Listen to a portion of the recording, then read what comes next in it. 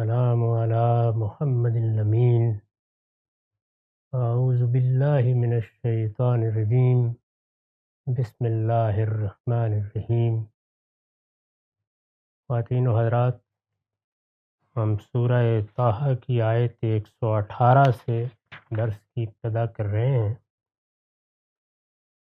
اس سے پیچھے رسول اللہ صلی اللہ علیہ وسلم کو صبر و انتظار کی تلقین کے لیے قصہ آدم سنایا گیا ہے۔ اس کی ابتدا ہو گئی، اس میں یہ بتا دیا گیا تھا کہ ہم نے ایک ذمہ داری کا عہد آدم سے بھی لیا تھا، لیکن وہ اس کو فراموش کر بیٹھے اور اس میں ارادے کی پختگی نہیں دکھا سکے۔ اس طرح گویا ابتدا ہی میں یہ واضح کر دیا گیا کہ یہ سرگزشت کس مقصد سے سنائی جا رہی ہے۔ پھر ارشاد ہوا کہ ہم نے جب آدم کو تخلیق کر لیا تو فرشتوں سے کہا کہ اب اس کے سامنے سجدہ ریز ہو۔ ابلیس نے انکار کر دیا۔ تب ہم نے آدم کو متنبہ کیا کہ اب ایک جدال ہے جو قیامت تک برپا رہے گا۔ ابلیس نے دشمنی کا اعلان کر دیا ہے۔ یہ جنگ اب تم کو جیتنی ہے، لہذا متنبہ ہو جاؤ، یہ یہاں سے بھی تمہیں نکلوائے گا، اور اگر اللہ کی جنت میں جانے کی تگ و دو کرو گے تو اس کے راستے میں بھی رکاوٹ بن کے کھڑا رہے گا۔ اس میں یہ ارشاد فرمایا تھا کہ اس دشمن کے معاملے میں بے پرواہی نہ برتنا، ایسا نہ ہو کہ یہ تم دونوں کو اس باغ سے نکلوا دے۔ یہ جو الجنہ کا لفظ قرآن مجید میں آتا ہے، اس کے معنی باغ ہی کے ہیں۔ یہ باغ دنیا میں ہے، تب بھی عربی زبان میں اس کو الجنہ ہی کہیں گے۔ یہ اس دنیا کے ختم ہونے کے بعد وجود میں آئے گا، اس کو بھی یہی کہیں گے۔ اصلاً اس کے معنی یہی ہیں۔ الجنہ کے الفاظ جہاں جہاں بھی آئیں، وہاں اس کا سیاق و سباق متعین کرتا ہے کہ اس سے کیا مراد ہے۔ چنانچہ سورہ قلم میں اس دنیا کے اندر دو لوگوں کے باغ کا واقعہ بیان ہوا ہے، وہاں بھی الجنہ ہی کے الفاظ ہیں۔ تو یہ عربی زبان میں باغ کے لیے ایک عام لفظ ہے، اور اپنے سیاق ہی سے کوئی تخصیص پیدا کرتا ہے، خود اس لفظ میں کوئی تخصیص نہیں ہے۔ زبان کے اس قاعدے کو ملحوظ رکھنا چاہیے کہ اس میں بعض اوقات عام الفاظ کسی خاص مفہوم میں زیادہ استعمال ہونے لگ جائیں تو ان پر وہ خصوصی مفہوم غلبہ پا لیتا ہے۔ اس لفظ کے ساتھ بھی یہی ہوا ہے۔ ایک عام لفظ ہماری زبان میں جب آیا ہے تو وہ فردوس کا ہم معنی بن گیا ہے، اور بہشت، جنت، اس طرح کے الفاظ ہم ایک ہی معنی میں بولنے لگ گئے ہیں۔ اس کی وجہ یہ ہے کہ ہماری زبان میں جنت کا لفظ باغ کے لیے استعمال نہیں ہوتا۔ اردو میں ہم جب جنت بولتے ہیں تو وہ خصوص اس کے ساتھ لاحق ہو جاتا ہے۔ قرآن مجید پڑھتے وقت اس کو الگ کر دینا چاہیے۔ قرآن میں یہ اس طرح استعمال نہیں ہوا، باغ کے معنی میں استعمال ہوا ہے۔ کبھی اس سے اس دنیا کا کوئی باغ مراد ہوتا ہے، اور کبھی وہ باغ مراد ہوتا ہے جو قیامت میں لوگوں کے لیے اللہ کا فردوس ہوگا۔ اس کو ہمیشہ سیاق و سباق سے طے کرنا چاہیے۔ چنانچہ میں نے لکھا ہے کہ یہاں جس باغ کا ذکر ہوا ہے، یہ غالباً اسی دنیا کا کوئی باغ تھا جسے آدم و حوا کا مستقر قرار دیا گیا۔ اللہ تعالیٰ نے جب آدم و حوا کو وہ شخصیت عطا فرمائی جس کو اب ہم انسان سے تعبیر کرتے ہیں، ہر مخلوق اپنے ساتھ کچھ صفات، کچھ خصوصیات لے کے پیدا ہوتی ہے۔ وہ صفات، خصوصیات وہ ایک چونٹی میں بھی الگ سے مطالعہ کی جا سکتی ہیں، شہد کی مکھی میں بھی، اور ایک شیر اور چیتے میں بھی۔ انسان جن خصوصیات کی وجہ سے ممتاز ہے، اس کی انسانیت کو جن خصوصیات سے تعبیر کیا جاتا ہے، وہ اگر غور کر کے دیکھیے تو بنیادی طور پر تین ہی ہیں۔ وہ ایک عقلی وجود ہے، اس کے پاس ایک خاصہ اخلاقی ہے، وہ اس سے جمالیات لے کے پیدا ہوا ہے۔ یہی تین چیزیں ہیں جو انسان کے امتیازات قرار دی جا سکتی ہیں۔ یہ چیزیں ہیں جو سیدنا آدم کو عطا ہوئیں۔ ان کے عطا ہونے کا معاملہ بھی قرآن میں بالاجمال بیان ہو گیا ہے کہ یہ قالب تو اسی مٹی سے تیار ہوا اور غالباً بہت سے ارتقاء کے مراحل سے بھی گزرا، لیکن انسان کو جو شخصیت ملی ہے وہ مٹی کے اس قالب سے آپ پیدا نہیں ہوئی، وہ اللہ تعالیٰ کی طرف سے نفخ کے نتیجے میں دی گئی ہے۔ اور اب بھی جب ماں کے پیٹ میں بچے کا وجود قالب کے لحاظ سے پایہ تکمیل کو پہنچ جاتا ہے تو اسی طرح نفخ ہی کے ذریعے سے دی جاتی ہے۔ یہ نفخ ذات باری کی طرف سے صادر ہوتا ہے، چنانچہ اس کو اسی اختصاص سے قرآن نے نقل کیا ہے، نفخت فیہ من روحی، میں نے اس میں اپنی پھونک دی۔ یہ وہ قریب ترین تعبیر ہے جو اس مدعا کو ادا کر سکتی ہے۔ ہم اس کی حقیقت تو نہیں جانتے، لیکن اس سے اس کا کچھ تصور قائم کر سکتے ہیں۔ اللہ پروردگار عالم نے جب آدم و حوا کو یہ دے دیا تو پھر ایک باغ میں ان کا مستقر قرار دے کر انہیں رکھا گیا۔ وہ باغ کہاں تھا اس کے بارے میں قرآن مجید یا بائبل سے کوئی متعین بات معلوم نہیں ہوتی، اور جب اس طرح کا معاملہ ہو تو ظاہر ہے اس دنیا کے معاملات پھر انسانی عقل کے سپرد ہو جاتے ہیں۔ تحقیق کرتے رہیے، اب تک کا عمومی رجحان یہی ہے کہ ابتدا افریقہ کے کسی مقام پر ہوئی، اور اگر لفظی اعتبار سے مناسبتیں تلاش کیجیے تو کہا جا سکتا ہے کہ یمن کے کسی مقام سے ہوئی۔ دونوں جگہ پر وہ مقامات موجود ہیں جو کم و بیش ٹراپیکل علاقوں کی طرح معتدل آب و ہوا رکھتے ہیں۔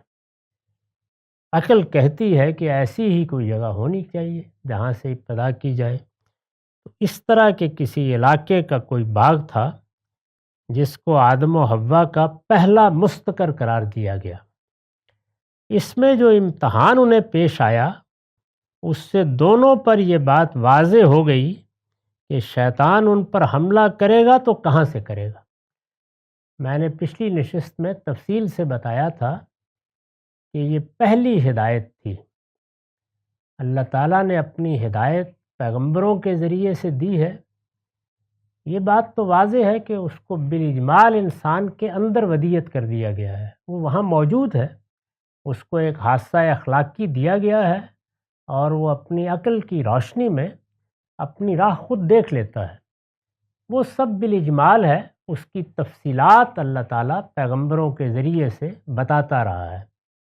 بعد کے زمانوں میں وحی کا طریقہ اختیار کیا گیا، خود پیغمبروں کو بھی بہت سے حقائق رویا میں دکھائے جاتے ہیں۔ اس سے مقصود بھی یہی ہوتا ہے کہ جو چیزیں زبان سے بتانے کی نہیں ہیں وہ دکھا دی جائیں۔ چنانچہ ہم یہ جانتے ہیں کہ حج کے مناسک کے بارے میں یہی تعبیر خود سیدنا ابراہیم نے اختیار کی، ارنا مناسکنا، ہمیں ہمارے مناسک دکھا دیجئے۔ اس طرح کی عملی چیزوں میں دکھا دینا ہی تربیت کا بہترین طریقہ ہے۔ خود رسالت مآب صلی اللہ علیہ وسلم نے نماز کے معاملے میں یہی طریقہ اختیار کیا۔ چنانچہ فرمایا کہ سلو کما رأیتمونی اصلی، میں نماز پڑھ رہا ہوں، روز پڑھتا ہوں، 5 وقت پڑھتا اور پڑھاتا ہوں، مجھے دیکھو اور جیسے میں نماز پڑھ رہا ہوں تم بھی اسی طرح نماز پڑھا کرو۔ ایسی چیزوں میں دکھا دینا، تربیت سے گزار دینا، عملی طور پر تجربہ کرا دینا، یہی ہدایت کا بہترین طریقہ ہے۔ چنانچہ آدم علیہ السلام کے لیے بھی یہی طریقہ اختیار کیا گیا۔ تو فرمایا کہ متنبہ ہو جاؤ، ایسا نہ ہو کہ یہ یعنی شیطان تم دونوں کو اس باغ سے نکلوا دے، پھر تم محروم ہو کر رہ جاؤ۔ یعنی دنیا کی زندگی تو پھر مشقتوں کی زندگی ہے، اس میں جاؤ گے۔ اس وقت اللہ کی عنایتوں کے زیر سایہ تمہیں ایک جگہ رکھا گیا ہے، تو جتنی تربیت پا سکتے ہو اور جتنا وقت یہاں گزار سکتے ہو گزار لو۔ اگر شیطان کی ترغیب میں آ گئے تو پھر بہت جلد دنیا کی مشقتوں کے حوالے کر دیے جاؤ گے۔ اس جگہ کیا صورتحال تھی اس کو اب بیان کیا ہے۔ ان لک الا تجوع فیہا ولا تارا وانک لا تظمؤ فیہا ولا تضحی۔ یہاں تو تمہیں یہ آسائش ہے کہ نہ اس میں بھوکے رہتے ہو، نہ لباس کی ضرورت ہوتی ہے، نہ تم کو اس میں پیاس ستاتی ہے، نہ دھوپ لگتی ہے۔ یہ قرآن مجید نے اس باغ کی تصویر کشی کی ہے۔ یہ سہولتیں تم کو یہاں میسر ہیں، اس لیے مزے سے رہو۔ میں نے اس کی وضاحت پہ لکھا ہے، یہ الفاظ اپنے لازم کے لحاظ سے استعمال ہوئے ہیں، یعنی ایسا نہیں ہے کہ وہاں آدم و حوا کو بھوک نہیں لگتی تھی۔ یہ تو انسانی جبلت جس طریقے سے دی گئی ہے اس کے خلاف ہے۔ ایسا نہیں ہے کہ وہاں لباس کی ضرورت ہی نہیں تھی، پہننا ضروری نہیں تھا، اور نہ یہ صورتحال ہے کہ پیاس نہیں لگتی تھی یا کہیں سے سورج کی روشنی پڑتی تھی۔ جب آپ کسی ادبی تحریر کو پڑھتے ہیں تو اس میں بہت سے الفاظ اور تعبیریں لازم کے لحاظ سے استعمال ہوتی ہیں، اس کی میں وضاحت کرتا ہوں۔ یہ الفاظ اپنے لازم کے لحاظ سے استعمال ہوئے ہیں، مطلب یہ ہے کہ باغ میں اور ایسے معتدل موسم کی جگہ پر ٹھہرائے گئے ہو کہ سردی اور گرمی دونوں کے آزار سے محفوظ رہتے ہو، یعنی سردی نہیں لگتی، گرمی وہاں نہیں ستاتی۔ یہ اس ماحول کا بیان ہے، نہ کہ انسان کو کوئی خصوصی صلاحیت دے دی گئی تھی کہ اب اسے برف میں بھی وہاں رکھ دیا جائے تو سردی نہیں لگے گی۔ اس کو کہتے ہیں زبان میں لازم کے طریقے سے چیزوں کو بیان کرنا۔ جیسے کہ امرؤ القیس نے کہا نا، لا یہتدی بمنارہ ہی، یعنی اس کے راستے میں کوئی منار نہیں ہے جن سے آپ ہدایت پائیں، یہ کہنا تھا، لیکن یہ نہیں کہا۔ یہ کہا ہے کہ اس کے مناروں سے یا روشنی کے سنگ ہائے میل سے ہدایت نہیں لی جاتی، یہ بھی لازم کا بیان ہے۔ چنانچہ جو کچھ میسر ہے وہی کفایت کرتا ہے، مطلب یہ ہے کہ تمہیں یہاں وہ سب چیزیں دے دی گئی ہیں جو زندگی بسر کرنے کی ضرورتیں ہیں۔ اور یہ معلوم ہے، میں چونکہ خود اس علاقے میں 10 سال رہا ہوں، وہاں آپ ایک لنگوٹی میں چاہیں تو ساری زندگی بسر کر لیں، اور کسی ناریل کے باغ میں چاہیں تو وہیں رہ کے آپ دنیا کی ساری ضرورتیں پوری کر لیں۔ چنانچہ جو کچھ میسر ہے وہی کفایت کرتا ہے۔ زندگی کو قائم رکھنے کے لیے کسی غیر معمولی اہتمام کی ضرورت نہیں ہوتی، یعنی وہ ضروری چیزیں میسر ہیں۔ اب یہ کہ غیر معمولی طریقے پہ اہتمام کیا جائے، جا کے کوئی شکار کیا جائے، گوشت حاصل کیا جائے، سبزیاں اگائی جائیں، گندم کاشت کی جائے، اس کا بھی موقع نہیں ہے، اور اس کی ناگزیر ضرورت بھی نہیں ہے۔ چنانچہ کھانے کے لیے بھی پھل میسر ہیں، پینے کے لیے پانی میسر ہے، اس طرح کے علاقوں میں وہ بھی بافراط میسر ہوتا ہے۔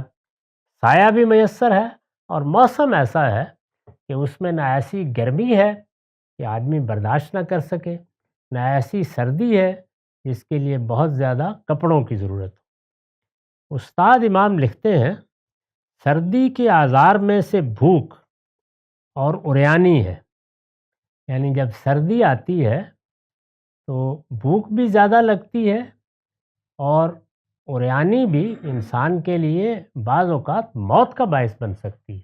سردی کے آزار میں عرب جب ذکر کرتے ہیں اپنی شاعری اور ادب میں بھی، تو بھوک اور اوریانی اور گرمی کی تکالیف میں سے پیاس اور دھوپ، یعنی یہ آزار ہیں دونوں موسموں کے۔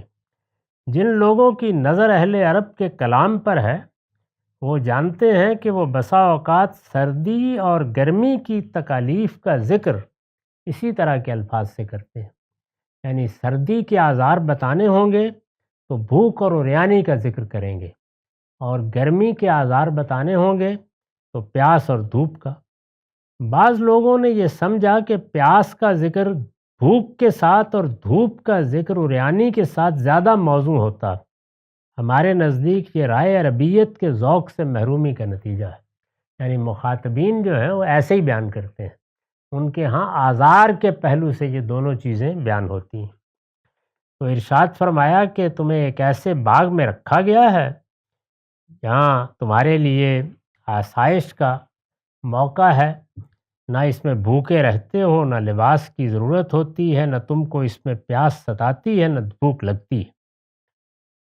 فوسوس الیہ الشیطان قال یا آدم هل ادلک علی شجرۃ الخلد وملک لا یبلی، لیکن شیطان نے اس کو ورغلایا۔ اس میں ظاہر ہے کہ قرآن نے اپنے طریقے کے مطابق اجمال سے بات بیان کر دی ہے، یعنی وہ کچھ دن وہاں رہے ہوں گے، کچھ وقت انہوں نے گزارا ہوگا، اس میں جو دوسرے معاملات تھے ان کی کچھ تعلیم تربیت ہو رہی ہوگی، لیکن ابلیس بھی پھر ورغلانے کے لیے آ گیا، لیکن شیطان نے اس کو ورغلایا۔ شیطان کس طرح ورغلاتا ہے؟ انسان میں اللہ تعالیٰ نے جو جبلتیں پیدا کی ہیں وہ ایک نوعیت کی ترغیب پیدا کرتی ہیں۔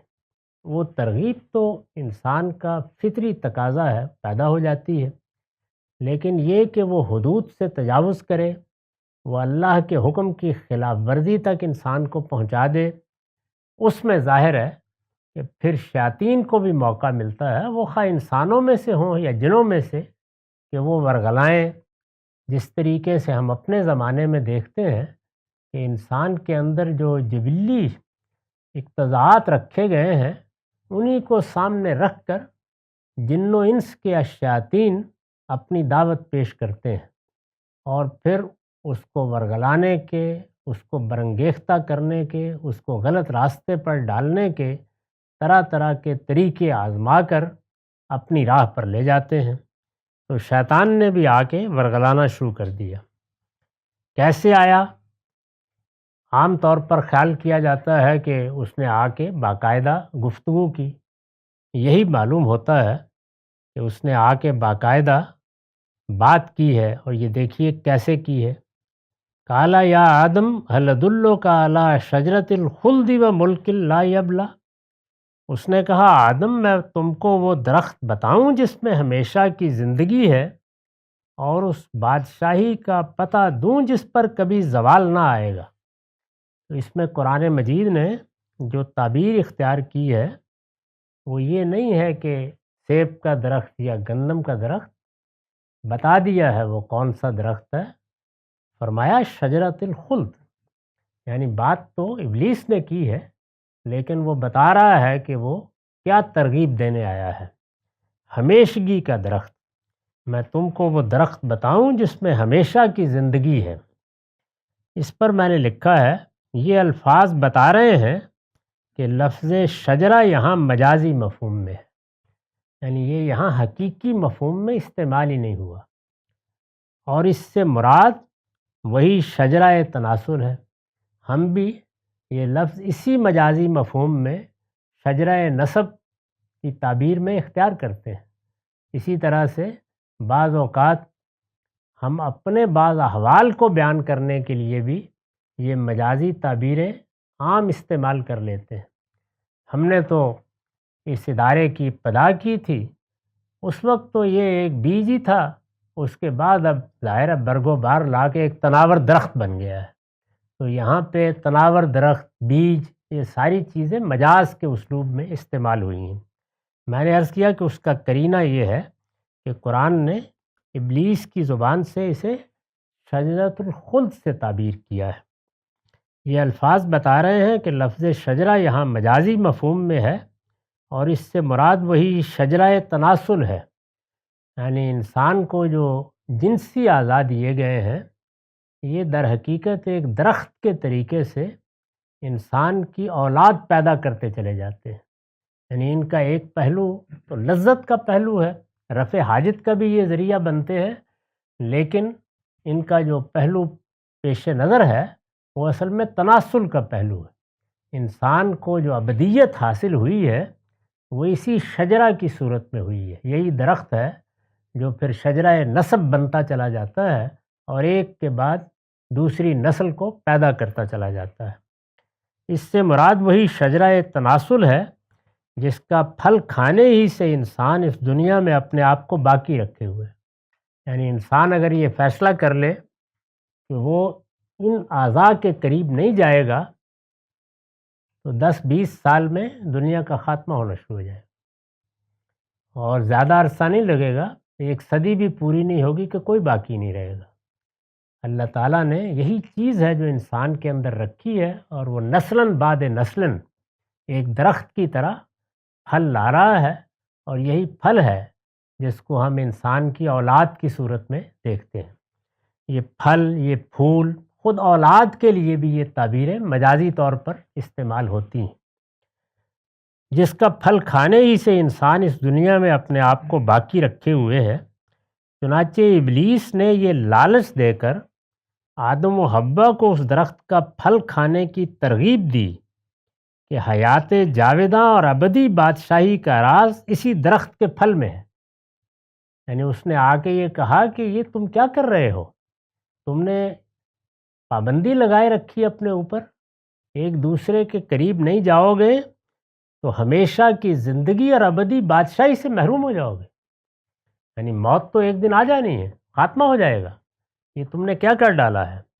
حیات جاوداں اور ابدی بادشاہی کا راز اسی درخت کے پھل میں ہے جس سے تمہیں محروم کر دیا گیا ہے۔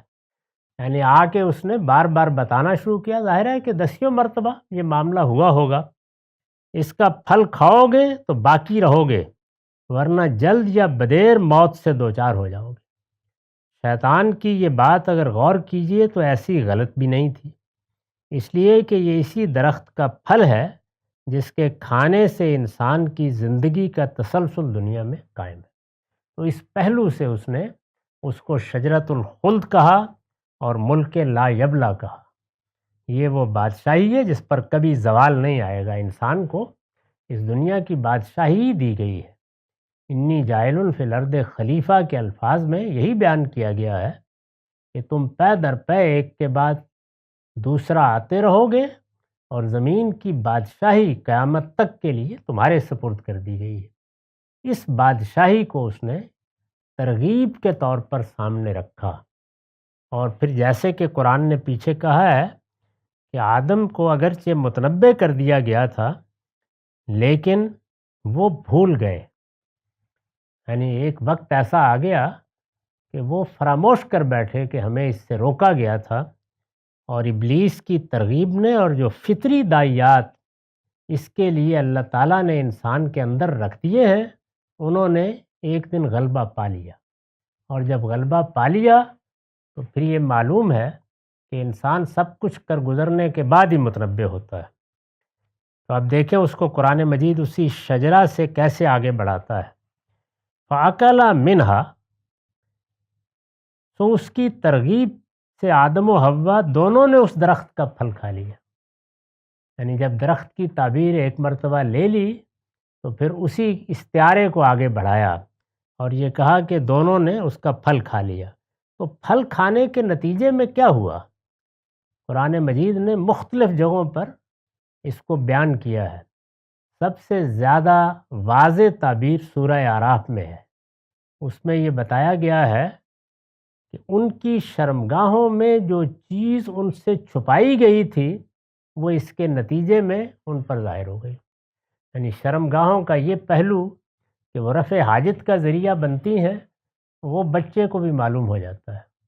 جو چیز اللہ تعالیٰ نے اس میں پوشیدہ کر رکھی ہوئی ہے اور وقت کے ساتھ اور باہر کی ترغیبات سے انسان پر واضح ہوتی ہے، اسی کو وہاں بیان کیا ما ورعہما، جو ان کے لیے چھپا دی گئی تھی چیز وہ ان پر ظاہر ہو گئی۔ تو یہاں بھی یہی کہا فبدت لہما سوآتہما،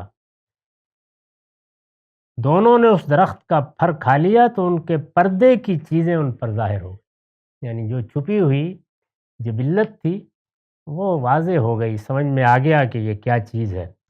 اور ظاہر ہے کہ انسان کے اندر جو شرم کا احساس رکھا گیا ہے وہ اس دوسرے پہلو ہی سے رکھا گیا ہے، یعنی وہ رفع حاجت کے پہلو سے نہیں ہے، وہ تو بچوں کے اندر بھی پھر ہوتا، وہاں نہیں ہوتا۔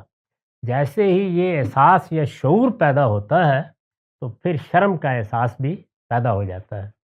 تو دیکھیے اس کو پھر بیان کیا وَاتَّفِقَ يَخْصِفَانِ عَلَيْهِمَا مِن بَرَقِ الْجَنَّةِ، پہلے کبھی خیال بھی نہیں ہوا تھا کہ ہم برہنہ پھر رہے ہیں، تو اب کیا ہوا؟ اور ان کو چھپانے کے لیے وہ دونوں اپنے اوپر اس باغ کے پتے گانٹنے لگے، یعنی اب جب شرمگاہیں کھل گئیں، ان کی حقیقت واضح ہو گئی اور یہ معلوم ہو گیا کہ اللہ تعالیٰ نے یہ ہمارے اندر کیا جبلت رکھی ہے، تو اپنے اوپر اس باغ کے پتے گانٹنے لگے، شرمگاہیں ظاہر ہو گئیں۔ اس پر میں نے لکھا ہے کہ اس پر تعجب نہ ہونا چاہیے، یعنی ان دونوں نے درخت کا پھل کھا لیا، درخت کا پھل کھا لیا یعنی گویا یہ کہ وہ معاملہ کر بیٹھے، اس پر تعجب نہ ہونا چاہیے، اس لیے کہ اس پھل کی خواہش میں جو غیر معمولی کیفیت انسان پر طاری ہو جاتی ہے، اس سے مغلوب ہو کر وہ آج بھی اس کے بارے میں خدا کی ہدایت کو بھول جاتا ہے، یعنی وہی نسیان اب بھی طاری ہوتا ہے۔ نسیان کا مطلب یہ نہیں ہوتا کہ بالکل دماغ سے وہ چیز محو ہو گئی، یعنی انسان کے اوپر ایک جذباتی غلبہ اس نوعیت کا ہو جاتا ہے کہ اگرچہ اس دھندلے احساس سے وہ محروم نہیں ہوتا کہ یہ چیز ممنوع ہے، لیکن اس احساس پر وہ جذباتی کیفیت اتنا غلبہ پا لیتی ہے کہ ہوش گوش ختم ہو جاتے ہیں۔ تو بالکل وہی کیفیت ان کے اوپر بھی ہوئی، اسی کو قرآن نے نسیہ سے تعبیر کیا ہے۔ اس پر تعجب نہ ہونا چاہیے، اس لیے کہ اس پھل کی خواہش میں جو غیر معمولی کیفیت انسان پر طاری ہو جاتی ہے، اس سے مغلوب ہو کر وہ آج بھی اس کے بارے میں خدا کی ہدایت کو بھول جاتا ہے۔ اب یہ جو دوسرا پہلو واضح کیا اس پر بھی میں نے حاشیہ لکھا ہے، یعنی ان کے بارے میں شرمگاہوں کے بارے میں، یعنی ان کے بارے میں یہ بات واضح ہو گئی کہ یہ صرف رفع حاجت کا ذریعہ نہیں ہے، بلکہ ایک دوسری چیز بھی ان کے اندر چھپی ہوتی ہے جو ان کا پھل کھانے کے بعد ہی کھلتی ہے۔ آدمی جب تک اس تجربے سے نہیں گزرتا اس وقت تک اس حقیقت سے بھی واقف نہیں ہوتا، کوئی کتنا ہی بتائے بہرحال وہ کیفیت طاری ہوگی اور اس کا اظہار ہوگا، اس کے بعد ہی انسان اس کو جان سکتا ہے۔ اس سارے مرحلے سے وہ پہلی بار گزرے اور اس کے بعد شرم کا احساس بھی فوراً پیدا ہو گیا اور وہ اپنے اعضاء پر باغ کے پتے گانٹنے لگے۔ میں نے لکھا ہے اس سے واضح ہے کہ جنس اور جنسی اعضاء کے ساتھ شرم کا احساس انسان کی فطرت میں ودیعت ہے، یعنی اللہ نے اس کو اندر رکھا ہوا ہے، ایسا نہیں ہے کہ باہر سے کوئی پیدا کرتا ہے۔ جس وقت وہ احساس نمودار ہو جاتا ہے تو پھر انسان کے لیے وہ اس کے داخلی احساس کی سب سے بڑی قوت ہوتی ہے۔ یہی وجہ ہے کہ اس کو پھر فاحشہ سے تعبیر کیا ہے، یعنی انسان اب افشا پر آمادہ ہو گیا ہے۔ یہ کوئی اکتسابی چیز نہیں ہے اور نہ تہذیب کے ارتقاء سے مصنوعی طور پر پیدا ہوئی ہے۔ یہ قرآن مجید نے اس کی خبر دی ہے کہ انسان کو انسان کی حیثیت سے جو چیزیں دی گئی ہیں ان کے ظہور کا ایک وقت تو ہوتا ہے بعض اوقات، لیکن وہ اس کا باطن ہے جو ظاہر ہو جاتا ہے۔ ظہور میں یہ البتہ ہوتا ہے کہ بعض اوقات ماحول کردار ادا کرتا ہے، یعنی جلد وہ چیزیں سامنے آ جاتی ہیں، بلکہ ایک ایسا احساس ہے جو خدا نے انسان کے اندر الہام کر دیا ہے۔ جنس کے معاملات سے واقف ہوتے ہی یہ آپ سے آپ نمایاں ہو جاتا ہے، چنانچہ انسان اپنے ان اعضاء کو ڈھانکنے کی کوشش کرتا ہے جو اس کے لیے جنسی تلذذ کا باعث بنتے ہیں۔ تو یہ ارشاد فرمایا کہ یہ واقعہ ان کے ساتھ ہوا۔ یہاں بھی بالاجمال بیان کیا ہے، اس کی پوری تفصیل اگر سمجھنی ہو تو سورہ اعراف کا مطالعہ کرنا چاہیے۔ وہاں ایک ایک چیز کو لے کر بالکل واضح کر دیا ہے کہ کیا معاملہ پیش آیا، اور پھر وہاں خاتمہ اس آیت پر کیا ہے کہ شیطان دنیا میں ہمیشہ یہی لباس جو اس نے اس وقت تمہارا اتروایا ہے، اسی کو اتروانے کی کوشش کرتا رہے گا۔ اب متنبہ ہو جانا ہے اس معاملے میں، تو واضح کر دیا ہے کہ وہاں لباس اتارنے سے کیا چیز بتانا مقصود ہے۔